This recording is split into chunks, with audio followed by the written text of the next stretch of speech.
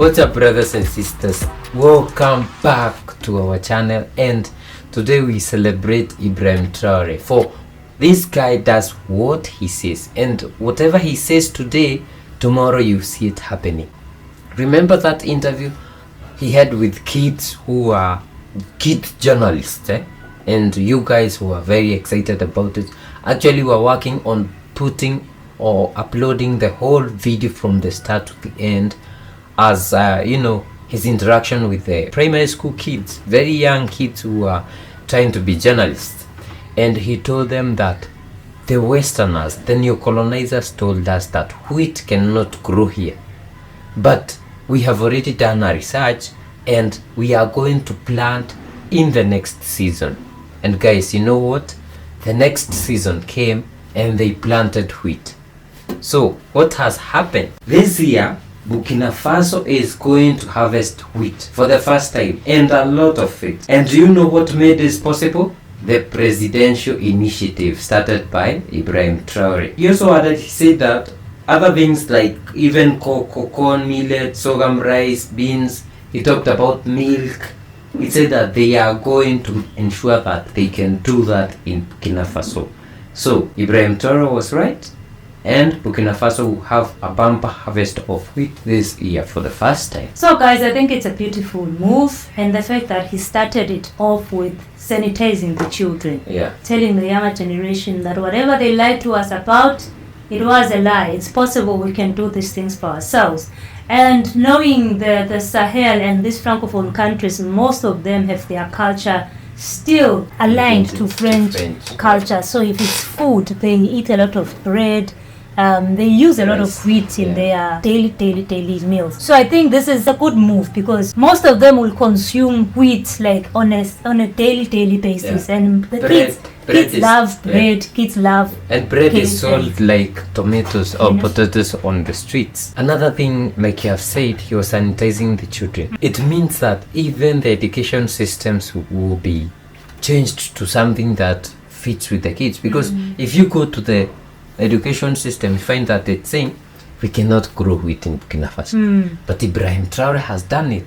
So they have to change it and say these are the areas where you can grow wheat in now Burkina they need Faso. to do more research, their own research. You see how this influence Africa, and this is what we need in Africa, because if we rely on what they told us, you cannot grow cocoa in East Africa, or you cannot grow palm oil in East Africa. We end up just being consumers, because most of these francophone countries consume imported products. Milk imported, cheese imported, everything imported. And they do that so that they can be the ones to supply you and control your food and control everything. Put all of the chemicals that they want to put in the food, just finish you guys off using the food that you consume. And then with him speaking to kids, I know that Ibrahim Traore is very passionate about agriculture and children. So I'm looking at a Burkina Faso that would even introduce like compulsory agriculture in schools as early as primary school, if they were not being taught. Like in East Africa, maybe let me just speak for Kenya, most of the government schools, not even government, private schools, which are common in Kenya, agriculture is not even in there. I think even the public schools. Yeah, probably some public schools in the villages have just in high school. Maybe. Primary school? No. Not now. You see, for some of us, we did agriculture from grade 3.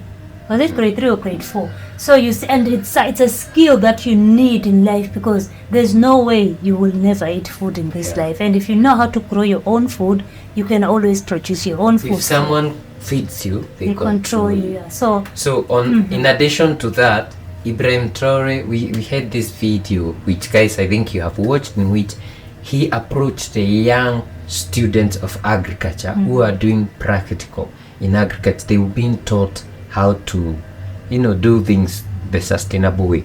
And he had asked for a list of those students, and with it, where each of them would like to start their farm. And he was telling them that he's going to give them between 2 and 3 hectares of land so that they can go practice and drill boreholes. They are going to be supply the borehole, irrigation kits, fertilizers, seeds, everything, so that you can start and you can engage young people from that area and other people. So you see, he's decentralizing farming, agriculture, and in the sustainable way. So these people are trained, they will go train, and it will spread throughout the country.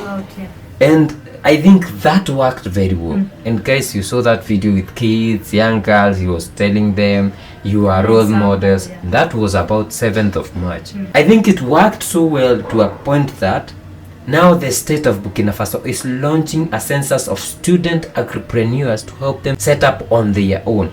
The Burkinabe government has taken a promising initiative to support students who invest in agriculture. Indeed, Ibrahim Traore announced this Wednesday the census of all students present on agricultural production sites in order to help them set up their own. The Minister of the Civil Service, Basolma Bazi, who brought the good news at the end of the Council of Ministers, said this: the state is prepared to identify all students who are on agricultural production sites to allow them set up on their own. This initiative aims to encourage both agricultural entrepreneurship among young people and reduce unemployment, a crucial problem in Burkina Faso. In addition to the census, the government also plans to recruit and train a number of young people in agricultural entrepreneurship by offering them concrete support for their installation. The action takes place in a context where the government is committed to reducing youth employment. In fact, more than 5,300 positions are planned for the year 2024 as part of the planned recruitment in the civil service. So guys, get this. Ibrahim Traore is investing in young people. This is the biggest percentage of the population, that is one, and these are the people who he's sending to train other people. Not like the old people we see in ministry and all that. No, he's investing in young people. That is a real leader. Yeah, he knows the future lies in the hands of these people. Exactly. If they are not informed, if they have no skills, the country is as useless as Europe, which has an aging population, no resources, everything. You just depend on some other continent for your survival. For your labor. And by the way, do you see what Ibrahim Traore is doing? In Africa, we usually say agriculture is the backbone of the economies. But now he's in mining. He ensures that it's streamlined. There are gold refineries and all that. Then he goes and holds agriculture sector, and he ensures that they are farming something that we were told you cannot farm with. Now they are harvesting. This is the leader we need. And also fashionizing agriculture. Agriculture is very unpopular amongst young people. Yeah, in Africa. It's only a few that would even get education and stay in the farm, in the villages, because if you are in the villages, you have to do some bit of farming here and there. So you find that a lot of rural urban migration happens because people are running away from farming, like literally. They don't even want to grow the food that, subsistent farming, that just a small household farming. They don't want to do that. So they would rather go to the big cities and hustle, struggle to get money and survive rather than stay in the villages. So by Ibrahim Traore teaching these kids very early and empowering young people to say, we will support you, we have, we'll hold your hand, and having the president actually coming down to you to say, I've seen you, I know what you want to do, I'm here for you. It will always motivate you and push you to say, I can't fail in this project because Traore might come anytime soon, and just to check up on the progress. To say, because he's always on the field. So it's gonna be pushing these young people to keep working, and as they do that, the skill gets deeper into their system. They enjoy the work, they see the results, they're like, wow, this is something actually meant to be enjoyed and be done. And something that I've noted from Ibrahim Traore, he first creates a system. For example, he creates a mining refinery, a gold refinery company. Then he goes down to providing mining tools.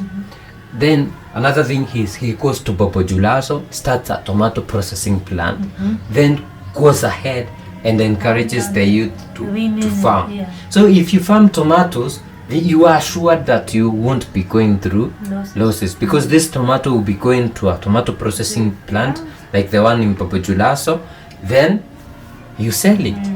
That's amazing, guys. And I want to read a comment from one Dr. David Matsanga, who is saying, I was in Burkina Faso in January 2024, and I saw for myself what this military leader has done in a few months compared to French-sponsored leadership of 60 years.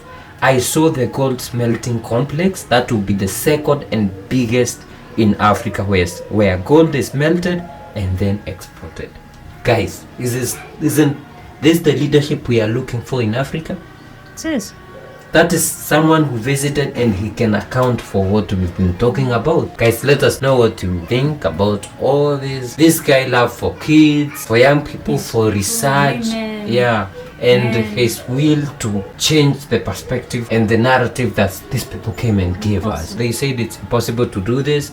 He's proving them wrong. And he's proving them wrong using the Burkina base. What best way than to go and get a foreign investor to do it? So the people always think, yes, for real, we can't do it ourselves. Unless, you could have just moved from France and say, now I'll go and get some Russians to come and do the farming because us, we can't do it. We've seen in Kenya, they are calling on some US to come and do, is it climate smart agriculture? It's UK. It's UK, climate smart agriculture. Kenyans have been practicing climate smart agriculture. You know how many organizations are in Kenya? Billions of them. A lot of them, they are doing climate smart. Now you're calling the UK to come and do climate smart agriculture. You see. We even have climate smart agriculture youth network. Yeah, that's deep. Okay. Yeah, so these are the kind of mentalities that even our leaders need to change, because Burkina Faso will forever be empowered. Guys, from the time of Sankara, Burkina Faso always longed for another Sankara. God has granted them, and they cannot take this and they are fighting to maintain. So right now, when he says we are moving this direction, they don't even ask. They say, leaders. Did you see the women crying and say we have never seen a president visiting us? Guys, let us know what you think in the comment section. Are you wishing that this is your president? Actually, because I do. Nigerians, you know. We see you in the next one. Bye.